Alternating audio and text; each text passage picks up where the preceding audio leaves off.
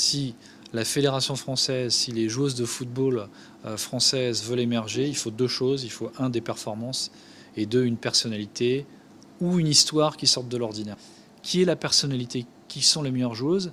Quelles sont les filles qui ont une histoire, qui ont des choses à dire, qui s'expriment bien, qui sont pertinentes, qui ont un caractère? Voilà. On n'a pas aujourd'hui, on ne voit pas qui est cette personnalité ou qui sont ces personnalités qui vont occuper le devant de la scène. Voilà.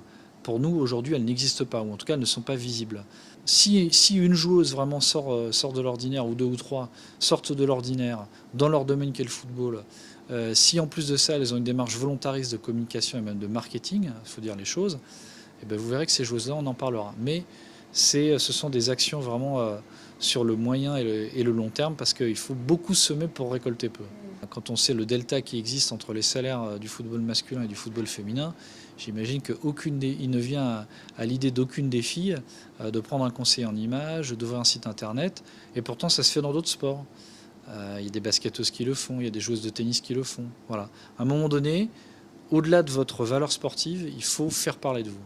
Des filles comme Oda Lataf qui ont eu une toute petite notoriété parce que voilà, il y avait le parallèle avec Zidane, venu de l'immigration, etc. Bon, mais malheureusement, elle n'a pas atteint, on va dire, le premier cercle de notoriété. Encore une fois, de Manodou, de Pérec, etc. Elle en était très très loin. Zidane, il a transcendé tous les codes parce que d'une part, c'était le meilleur joueur du monde de son époque. Donc ça n'arrive pas très souvent qu'un joueur français, il fallait quand même remonter à Michel Platini pour voir un Français meilleur joueur de football au monde.